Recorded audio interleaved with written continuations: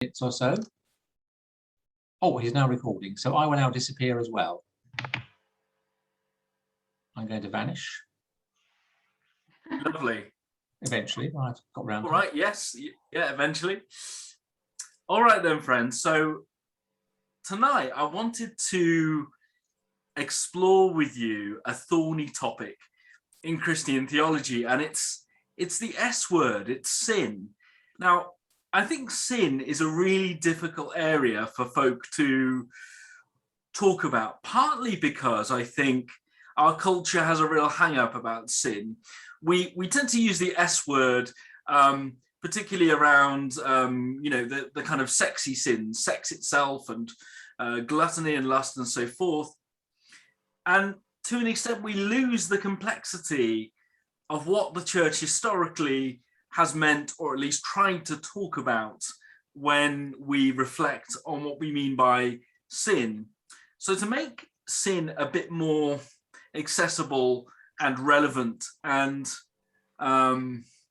make sin resonate with our own situation and things that we're wrestling with in the contemporary world, I wanted to put Augustine of Hippo in dialogue with one of the great writers and activists of the American 20th century, great writer James Baldwin. And tonight, I won't be focusing so much on Baldwin's novels. They are brilliant, but I'm going to focus mostly on his essays and his reflections in particular on race, identity, and memory. And I want to link those to a broader theological discussion about what we mean by sin. So let's get down to some basics before we start proper. So in tonight's session, Baldwin is going to be at the heart of it. So his dates are there for you, 1924 to 1987. And I'm going to look at his work through the lens of Augustine's thoughts on sin. So just a few words about James Baldwin, if you're not familiar with him or his work. Baldwin grew up in Harlem. When he was 16, he moved to Greenwich Village in New York.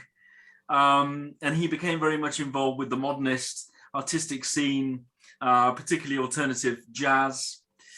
But by 1948, he became very disillusioned with New York, and in particular, the racism, the daily racism and segregation that he experienced. So just for a bit of context, in the 1940s and 50s, this is still within living memory, the US was a highly segregated society with a variety of the old Jim Crow laws around segregated schools, hospitals, drinking facilities for African Americans.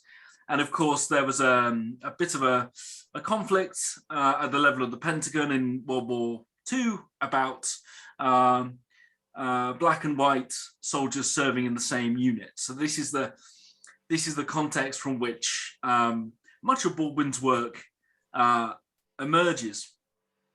Now, he says many years later in biography that he pinpointed the moment when he knew he had to leave New York and indeed leave America. Baldwin went into a restaurant where he knew he'd be denied service. He was almost provoking the backlash of popular opinion, and he threw a glass of water against a mirror and he shattered it. And he said it was out of a sense of rage that the society he'd grown up in didn't really value him. And as a result, he became an American exile and he moved to Paris. And he said his goal as a writer was not merely to be a Negro writer, but to merely be a writer. And he reflects very strongly on what it means to be an exile from his own country, and also what it means to be an outsider even when he's at home. The sense of estrangement and alienation is really important for understanding Baldwin's ideas and understanding his politics. I think before we start making big links between James Baldwin and Augustine, we need to start thinking about what we mean by sin, and in particular, the thorny concept of original sin. I think the first thing to be said is that original sin is offensive, profoundly offensive to our modern concepts of responsibility and accountability. Because Augustine starts his account of original sin all the way back in the mythic garb of the Garden of Eden. So Augustine says, in the beginning, human nature was created without any fault and without any sin. However, human nature in which we are all born from Adam now requires a physician because it is not healthy. So Augustine thought of sin not as just individual malfeasance, but as a state of being. Somehow sin reflects an existential situation in which all of human choices, all of human desiring and willing is profoundly distorted. It's the sense that, and it's often at the pit of our stomachs, isn't it, on a daily basis with the news cycle, that the world ought not to be the way it is. It's that gap between the way the world we think should be and the way that it actually is. And this gap, this gulf, is what Augustine is trying to express using the language of sin. But it's even more profound than that for Augustine, because if there is a sense in which sin is a condition of our human nature rather than just an individual bad act, then that means that all of our actions occur within the context of sin. This means that there's no such thing as a pure act. Human beings can always be egotistical or double-minded. And even our most beautiful and heroic actions can always be poisoned by this profound egotism. Perhaps what's most controversial in Augustine's view of sin is that he says that it's transmitted through sexual intercourse. In other words, it's transmitted through the generations.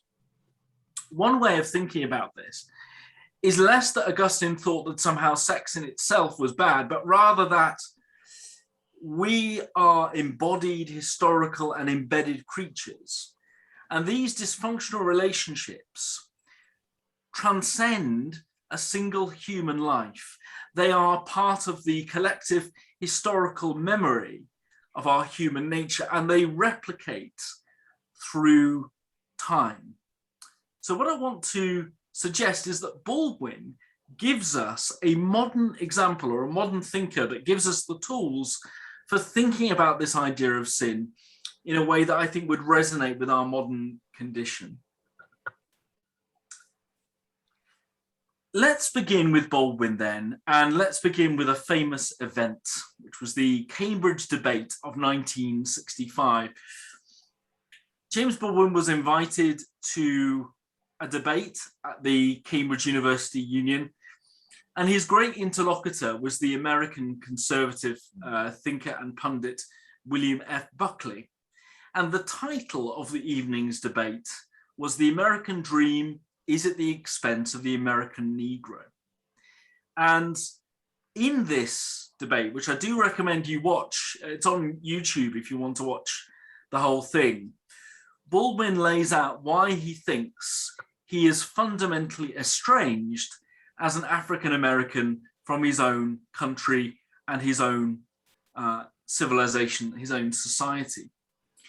Baldwin declared in the debate that it comes as a great shock around the age of 5 or 6 or 7 to discover that the flag to which you have pledged your allegiance, along with everyone else, has not pledged its allegiance to you. In the debate, Baldwin sets out an analysis of structural racism in the United States, the historical legacy which still poisons America in the mid-20th century. He makes the claim, startling I think it would be to a white American ear in 1960, 1965, that America's prosperity in the middle of the 20th century is ultimately because of the labor, the unpaid labor of a slave society of black slaves that laid the railroads, that built the bridges, that built the great public infrastructure, and that America would not be the country it is in 1965 if it had not been for the legacy of historical exploitation of African Americans. And I think one of the reasons why Baldwin's work continues to resonate is that it's so shocking, because what it says is that you can't get away from the past just because you live in the present. The effects of history don't go away just because you want them to. And just because you may be individually nice or a decent human being doesn't mean you get away scot-free from living in a particular society and benefiting from a particular set of historical circumstances. One of the great themes in Baldwin's work could be summarized as the problem of the American dream. Now, where does a country's self-image come from? This is something that Baldwin himself is really interested in. Well, fundamentally, a country's self-image comes from stories, it comes from songs, it comes from myths, and it comes from words. Arguably, America has some of the best tunes, some of the best stories, and some of the best words in all of human history. Liberty, happiness, freedom, self-actualization, glamour, self-reliance. These are some of the great words in the American lexicon. In Britain, I think we are very seduced by the myth of America, even if we're not necessarily keen on all the actualities. Imagine being a young lad in 1965, watching the Cambridge debate on television perhaps, but also being aware of the wonder and the glamour of America. You know, think about Marilyn Monroe or Betty Davis or Jimi Hendrix. America is the great factory of dreams for the whole planet. And the center of the factory, of course, is California, and in particular Hollywood, beaming out these great dreams and these great fantasies to the rest of the world. But for Baldwin, there's a gap between American mythology and American reality. And this was rather beautifully expressed by an African-American character in the 1980s play by Tony Kushner, Angels in America. And one of the characters says, "I hate America. I hate this country. Nothing but a bunch of big ideas and stories and people dying. And then people like you," the character he's talking to, "the white cracker who wrote the national anthem, knew what he was doing. He set the word free to a note so high, nobody can reach it. That was deliberate. Nothing on earth sounds less like freedom to me." And I think this is a version of the anger of James Baldwin. This is what he's saying. There is a gap between what the official mythology says and real life in America. For Baldwin, the problem with the American dream is really a philosophical problem, because the American self-image is based on liberalism. And it's a particular kind of liberalism. It's a liberalism of the future. It's progressive. It is obsessed with the renewal of the American future. You can imagine, Obama in 2009, those great election rallies, yes, we can, and grabbing the future.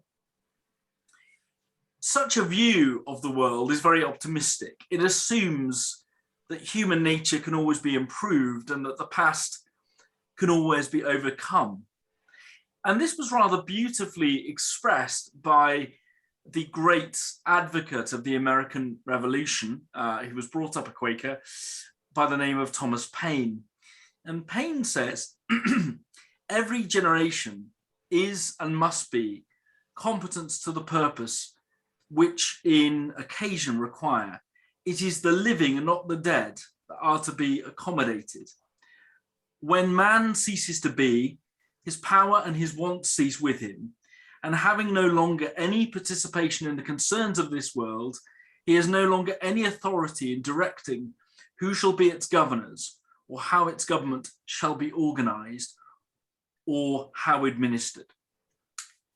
So for Thomas Paine, we are all individuals, and our responsibility to the world terminates at death, which means that everyone is responsible for themselves and only themselves ultimately, and this responsibility terminates beyond one human life. No one is bound by the past. The future is the opposite of the past, and the future can always be rewritten in this account of the world. The problem, though, as I think Baldwin was very aware, is that liberalism has a weakness. It forgets that we're sponge animals. For a start, we live in context. We live in a world where we are embedded within communities, histories, memories, and tradition. And this means that the past, whether we like it or not, lives in us. And this is one interesting modern definition, perhaps, of Augustine's conception of sin or structural wrong relation, if you want to put it in that way. And so this means that responsibility or causes do not terminate at death. They ripple on through entire communities, societies, and groups. And it means that we can't just say, well, I wasn't responsible because I wasn't alive in whatever date we're going to select, because we're still part of the same stories, cultures, and patterns of thought from our ancestors. And so we have a responsibility to be critical about them. And this is how James Baldwin put it. Indeed, he says, we use history to hide from the difficulties of life. Perhaps the whole root of our trouble, the human trouble, is that we will sacrifice all the beauty of our lives. We'll imprison ourselves in totems, taboos, crosses, blood sacrifices, steeples, mosques, races, armies, flags, nations, in order to deny the fact of death, the only fact we have. What Baldwin means here is that we often turn collective identities into idols to hide from the fear of our own mortality and fragility. And this actually is one of his part of his analysis around racism, that racism is actually a form of collective egotism. It's about putting your ultimate identity into the group, and it's a way of protecting yourself from imperfections or ambiguities or accountabilities. Now, in the American context of the mid-1960s and even today, we could say that a slave-owning society, such as America in, say, the 1860s, cannot just seamlessly morph into a democracy just because people want to be nice, according to Baldwin. And this is because ideas and attitudes are ingrained in us. They are part of the air we breathe, part of the soil. And so it takes work to change. You can't just change overnight, nor can you assume that goodwill is necessarily all that's required. So let me just summarize this idea a bit more. The problem really with liberalism, as Baldwin defines it, is it forgets that the past is living and that it exists within us, and that affects attitudes and ideas that we have in the present. There is a secondary problem, however. Liberalism's optimism about the rewriting and the openness of the future often translates into naivety or innocence. So a good example of this from the beginning of this century would be the war in Iraq. So we heard all this fine rhetoric from neoconservatives, George Bush, Donald Rumsfeld, and so on, about exporting democracy to the Middle East, almost as if you could just drop in the founding fathers, into Kabul, say, and somehow everything would just work out. But somehow freedom was innate, and you just give people the right structures and everything will be fine. And what we've discovered, I think, to our great horror, and I think the American public have discovered this, I think they first really discovered this properly in Vietnam, but it's reaffirmed, is that life is complicated and that you can't just have an ideal and impose it on the world. The world is much more difficult and much more murky than that. Now, Baldwin says the problem with America is that broadly, the American public doesn't understand itself, doesn't understand America, but it doesn't understand the world around it. It has a very confused foreign policy. It protests totalitarianism one minute and it props up dictators the next. And Baldwin says the reason why US foreign policy is so confused is that Americans or America doesn't truly understand itself or the world it lives in, and it's not willing to also shine a light on its own imperfections, because it's always trying to be this great city on a hill, this shining light, and not able to reflect on who it is or what it is really.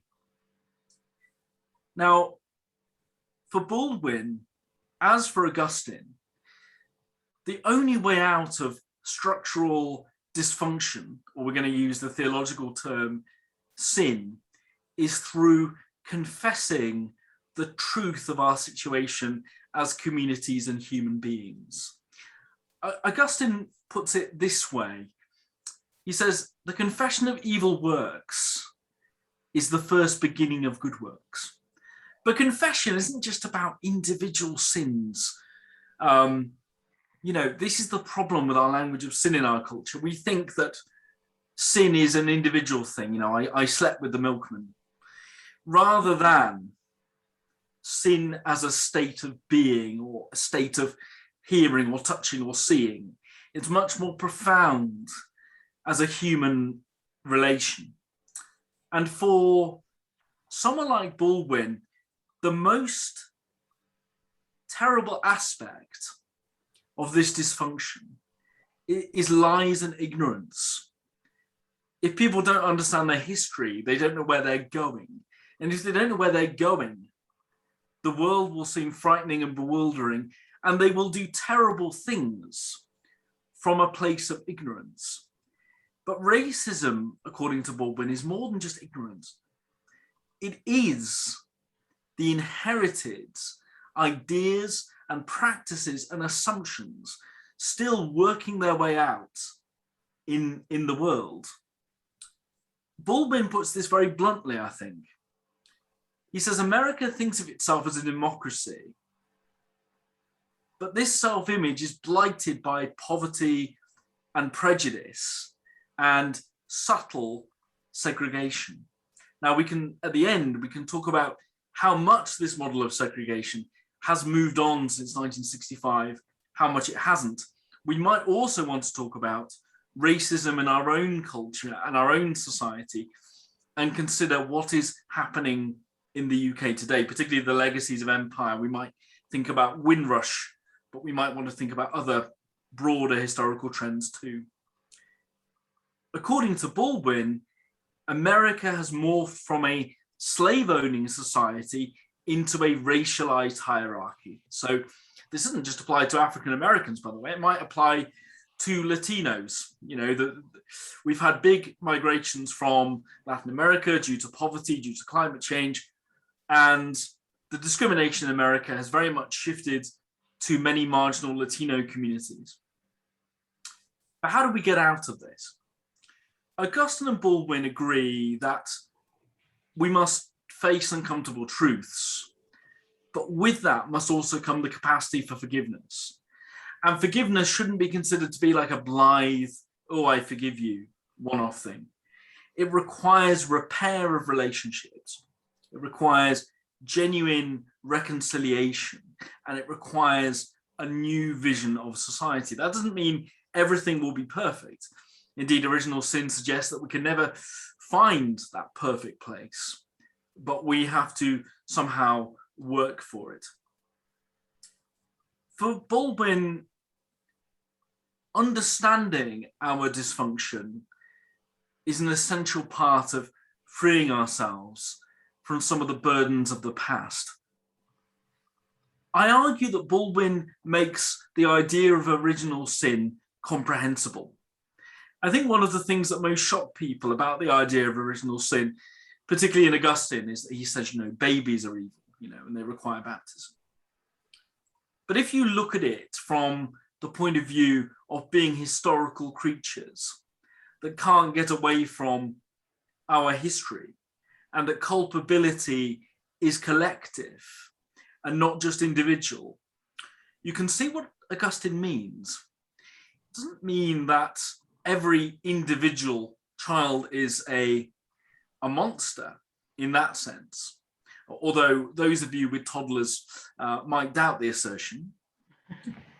But what he means is that there is a general dysfunction or disorientation in our relationship. And so that should be our understanding, that it's a collective problem. But once we've realized our imperfections, we discover something really important. We're all human. We're all failures. We all require patterns of mutual forgiveness. And we are one human family on a quest to forgive each other. And Baldwin puts it like this: each of us, helplessly and forever, contains the other, male in female, female in male, white in black and black in white. We are part of each other. Many of my countrymen appear to find this fact exceedingly inconvenient and even unfair. And so very often do I. But none of us can do anything about it. Sin reveals how naked we are, how vulnerable we are, how we need each other and God more than we need our isolated egos, which are rooted in superiority, rooted in hierarchy, rooted in looking down. And I'll end with this quotation from Baldwin. Nakedness has no colour. This can come as news only to those who have never covered or been covered by another naked human being. Nakedness has no colour. So on that note, I